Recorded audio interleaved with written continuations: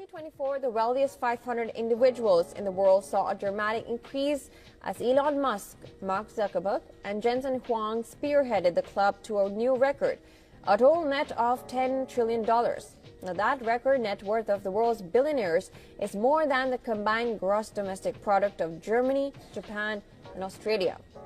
In 2024, Elon Musk officially became richer than emperors of history.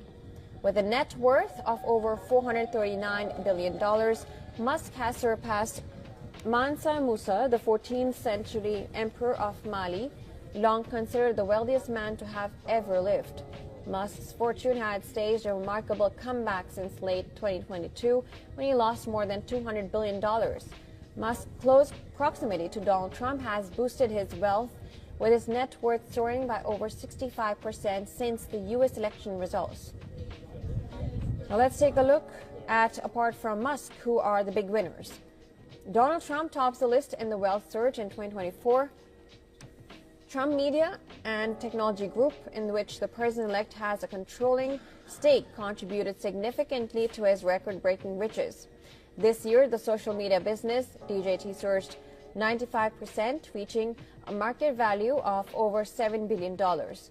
That came even as the firm reported a loss of $19.2 million in the September quarter. NVIDIA CEO Jensen Huang is among the largest individual beneficiaries of the AI boom. His net worth surged by $76 billion in 2024.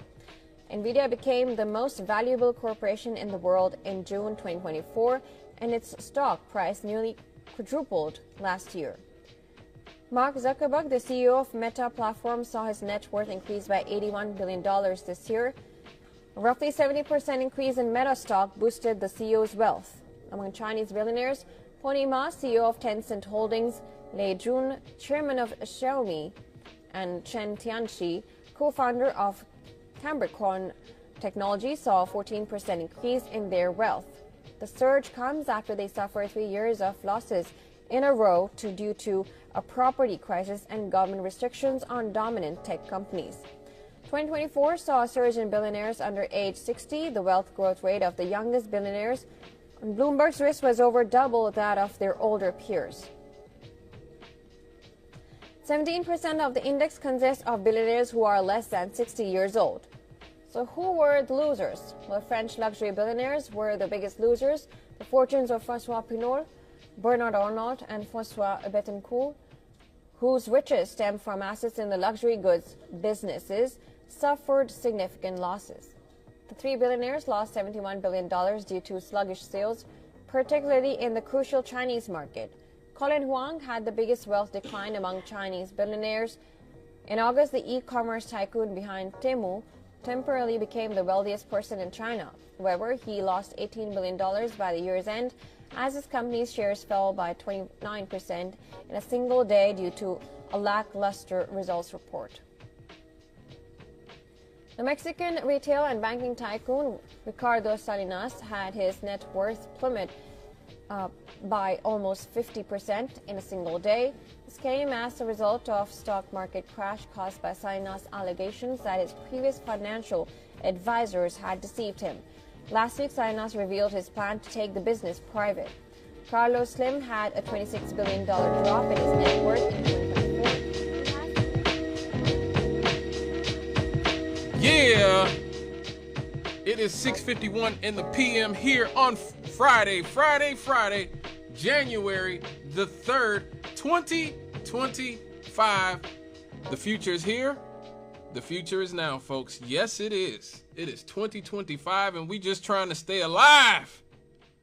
As you heard in the story, the rich are getting richer. The rich are making record-breaking amounts of money. But that's not the only thing that's up. In a story that I didn't think it got anywhere near as much traction as it should have, homelessness in the United States is up 18%. Yes, the United States saw an 18.1% increase in homelessness in 2024, A dramatic rise driven mostly by a lack of affordable housing, which is what the banksters, the wealthy elites, are gobbling up all the real estate. And also because of devastating natural disasters and a surge of migrants who the wealthy elites are bringing into the country to displace and disenfranchise legacy Americans, especially legacy black Americans. It's funny, before Bernie Sanders was running for president in 2016, he used to talk regularly about how immigration, illegal mass immigration, open borders was the Koch brothers, the Republican billionaire benefactors, the Koch brothers. That was their idea. And it was. Remember, Cesar Chavez used to fight against the right who were bringing in all those cheap immigrants to work in the fields. He was trying to get rights for his workers, and the rich companies would import immigrant labor to sabotage him. And so he used to go down to the border and physically throw illegal immigrants back across the border. And him and his cousin Manuel would go and fight with the immigrants. And then him and Ralph Abernathy, who was one of Martin Luther King's right-hand men, used to go and protest illegal immigration at the border. And then Coretta Scott King, MLK's widow, wrote Orrin Hatch, the Republican, in the 90s, begging him to stop illegal immigration. So when you see the surge in migration into this country, any other country, know that it's the wealthy elites who are doing that. And this is how they're getting so much richer and more powerful than everybody else. It's one of the tools that they're using. Now, the U.S. Department of Housing and Urban Development, or HUD, said that federally required tallies taken across the country in January found that more than 770,000 people were counted as homeless. Good God. Damn. Yes, Florida. Yes. That is correct. Wow. 770,000 people. That is an insane amount of homeless people. This is on top of a 12% increase in 2023. So it went up 12% last year and 18% this year, which HUD blamed on soaring rents and the end of pandemic assistance. Again, something that the Democrats could have extended, but they tried to blackmail people into voting for them in the midterms by ending it. So by letting it lapse, should I say. The 2023 increase was also driven by people experiencing homelessness for the first time. The numbers overall represent 23 for every 100,000 people in the U.S., with black people being overrepresented amongst the homeless population. Let me say that again. 23 out of every 10,000 people in America are homeless, with black people, particularly legacy black Americans like us, being overrepresented amongst the homeless population. Amongst the most concerning trends was a nearly 40% rise in family homelessness. Family homelessness. So not just some random drunk or mentally ill person or drug addict, which is how people like Elon Musk like to frame it. Oh, all those people who are homeless are just all drunks and homeless. No, there's a lot of children who are homeless and who whole families are homeless now.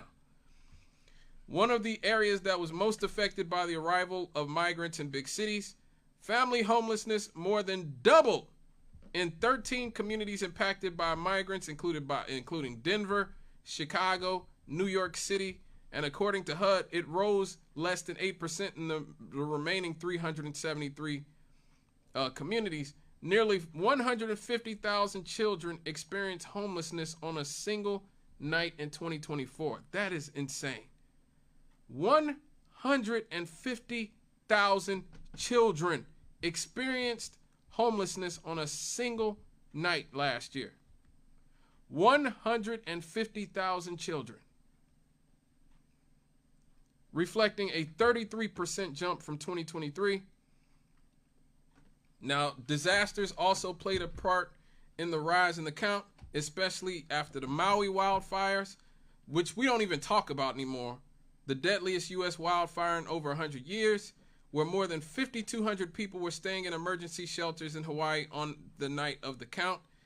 Man, we don't even talk about what happened in Hawaii anymore, and how basically the fires gutted all the working class and poor people areas that the land developers and the wealthy were trying to take for themselves. I wonder why we don't talk about that much as a society anymore.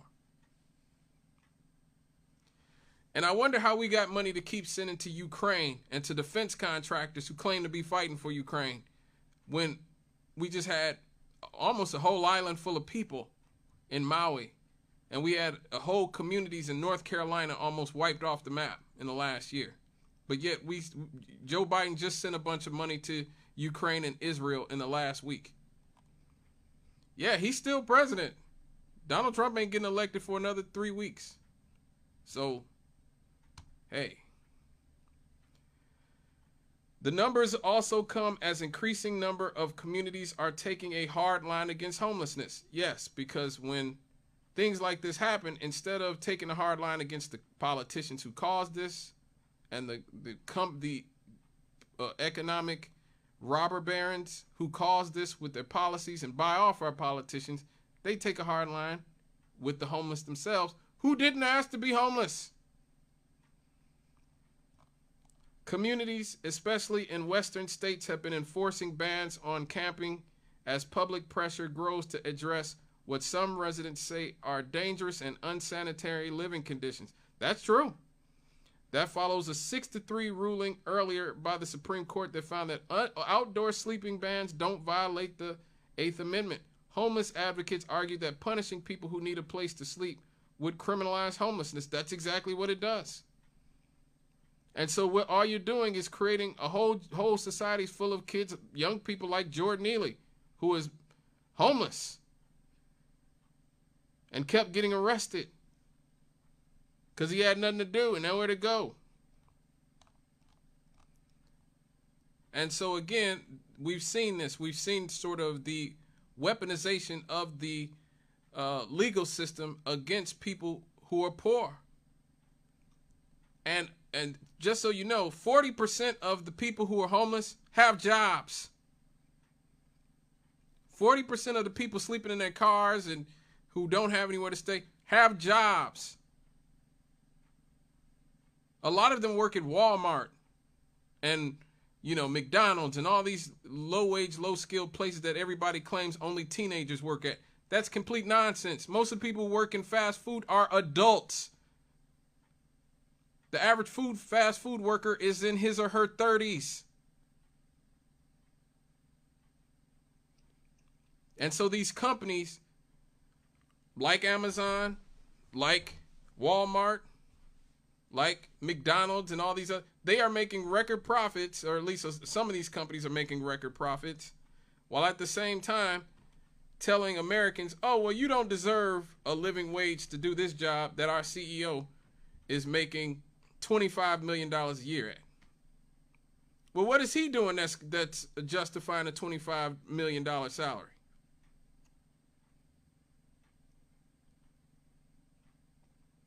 This is why we used to have labor unions in this country. This is why we used to have a strong labor presence. And that's why in every show with God Bless the Working Class and God Bless Organized Labor,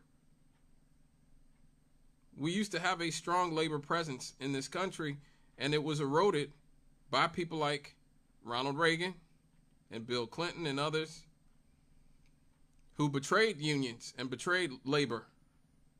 And so we have record numbers of homelessness while the CEOs are making historic amounts of money. Let me get this caller. Hello, caller. Hey, Scott, how you doing again? What's up? Look, man, there's a lot that people don't understand about when those CEOs all up in those executive offices. Mm-hmm. Look, they always try to blame everything that they don't do this or that. Do you know a lot of those people on those hardcore drugs? Who is on hardcore drugs? Any of them.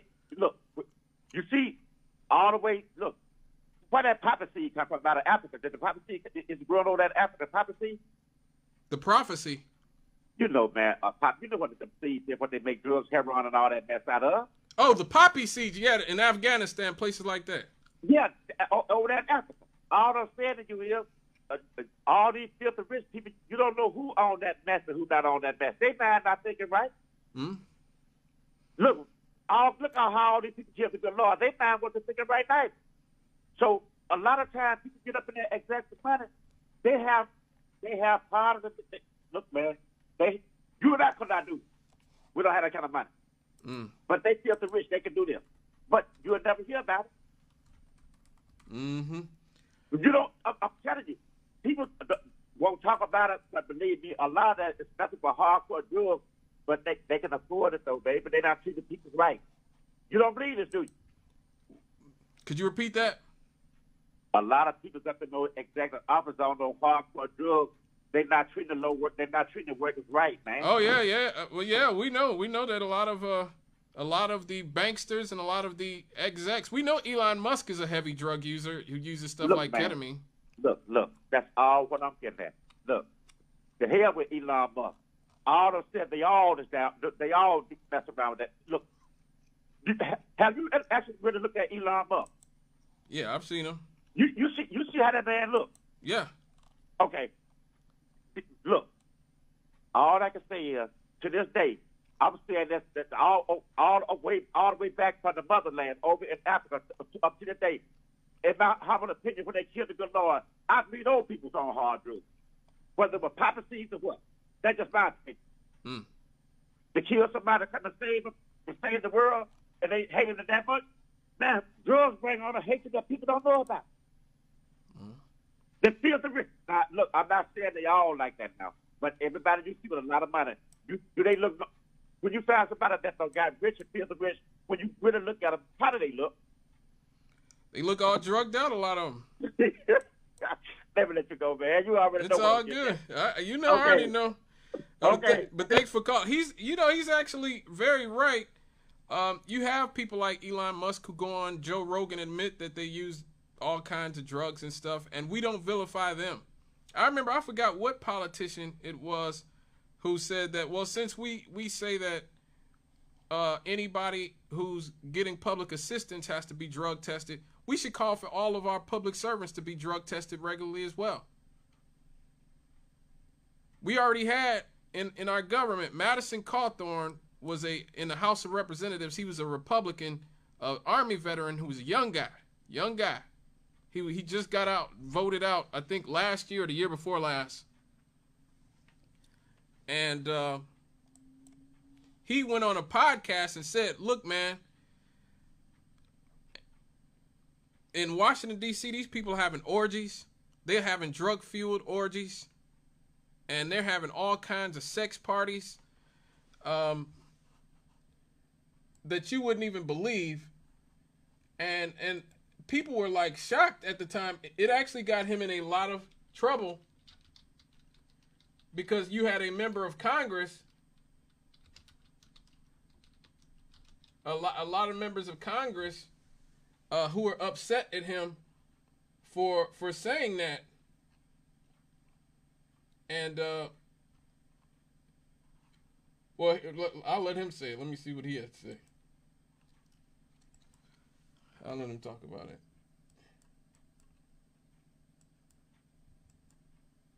Let's see, can I get this? Oh, okay, it's muted. I'm sorry. The sexual perversion that goes on in Washington, I mean, being kind of a young guy in Washington, where the average age is probably 60 or 70, and I look at all these people, a lot of them that I've looked up to through my life. I've always paid attention to politics, guys that, then all of a sudden you get invited to, like, well, hey, we're going to have kind of a sexual get-together at one of our homes. You should come. And I'm like, what did you just ask me to come to? Yeah. And then you realize they're asking you to come to an orgy. Yeah. Or the fact that, there's some of the people that are leading on the movement to try and remove, addiction in our country. And then you watch them do, a keep up of cocaine right in front of you. And it's like, wow, this is wild. Yeah. Sexual. That was from North Carolina. Former member of Congress, Madison Cawthorn, which is one of the things that got him voted out of office right there, because the Republican Party really went in on him. His own party went in on him after this and talked about how outrageous it was that he would say this. But he wasn't lying. This is what the rich and the elites are doing in our society. They are having orgies. They are having drug-fueled orgies, And then they have the nerve to want to talk about homeless people or people who just are drunks and drug addicts who need to get their lives together. But of course they do this to cover up this simple fact. CEO pay has risen 1,085% since 1978. 1,085%. Money, money, money. Yes, money, money, money. CEOs at the largest companies in the United States saw their compensation surge by 1,085% between 1985 and 23%. Now, the productivity of American workers has also skyrocketed over the last 50 years as well. Like, American workers are extremely productive. This talk that American workers are all lazy and stupid is nonsense. Look at worker productivity on a scale. You will see American workers are far more productive than they used to be.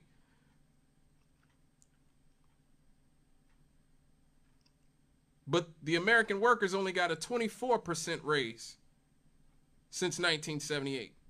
So instead of making $57,000, you might make $71,000. So CEOs' annual realized compensation in 1978 was $1,874,000, but rose to $22,207,000 last year. Meanwhile, private sector workers that were making $57,000 nearly a half a century ago only saw theirs rise to $71,000. Now, all these numbers are adjusted for inflation, of course. The realized CEO to worker compensation ratio was 290 to 1 in 2023, in stark contrast to the 21 to 1 ratio in 1965. So the average CEO used to make 21 times the average worker. Now they make 290 times the average worker, what the average worker makes. Now, can you tell me that CEOs are really putting in that much more work than their workers?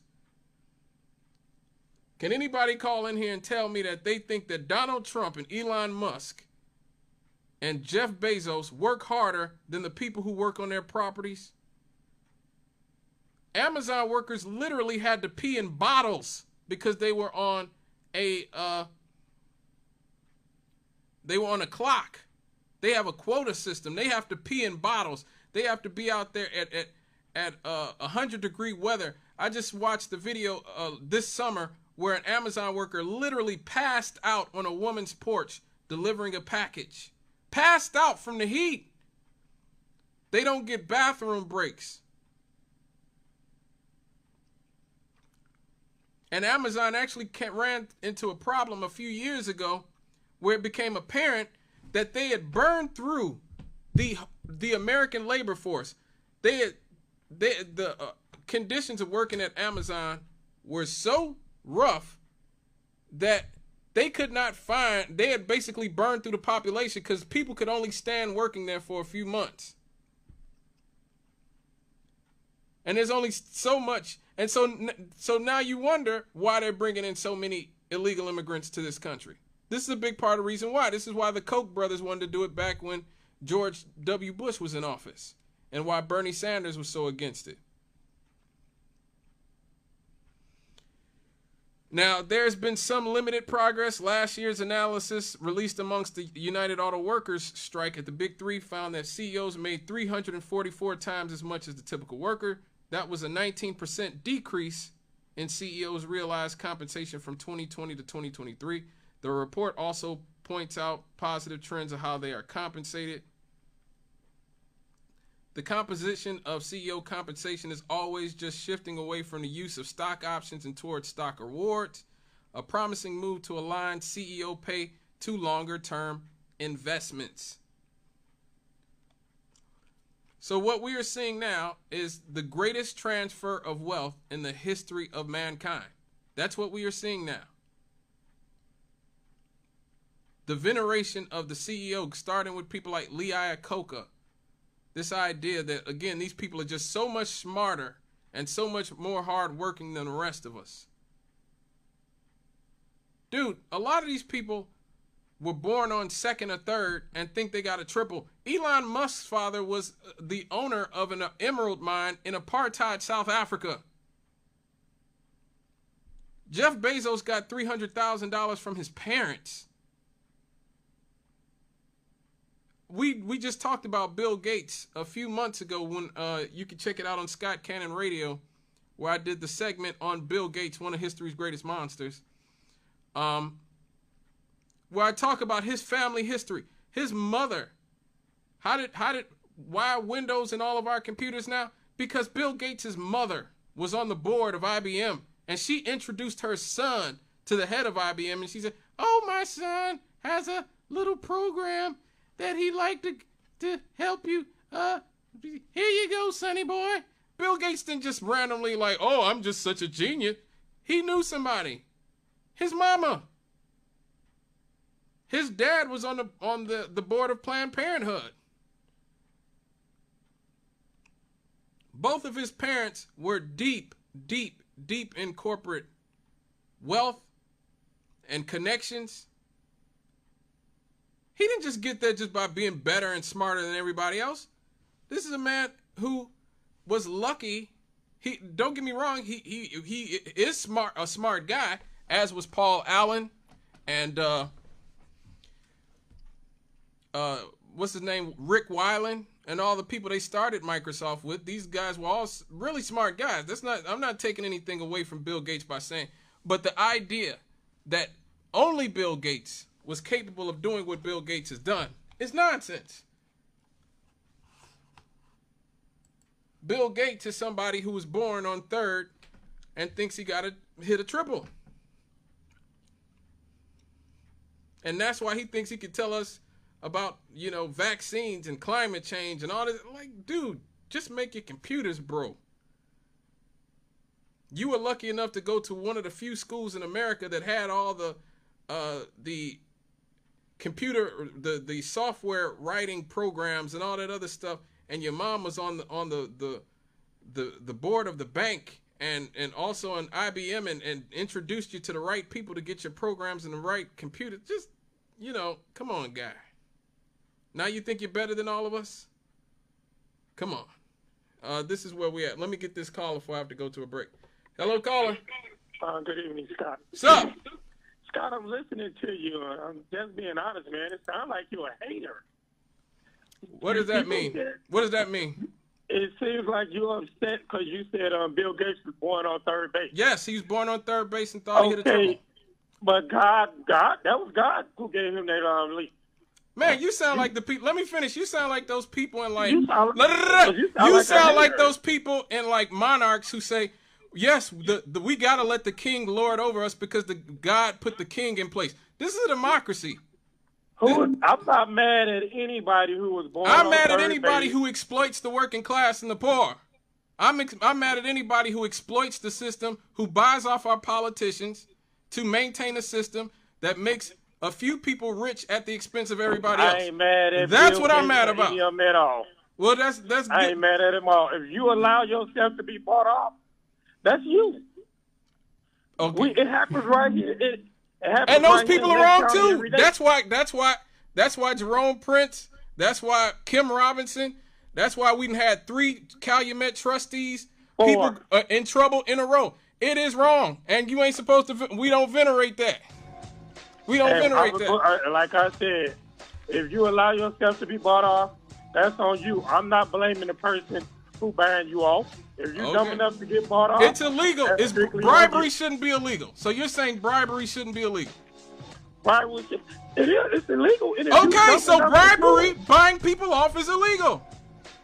I know. Buying people off is illegal. What the corporate elites do to our politicians is a legalized form of bribery. That's all it is.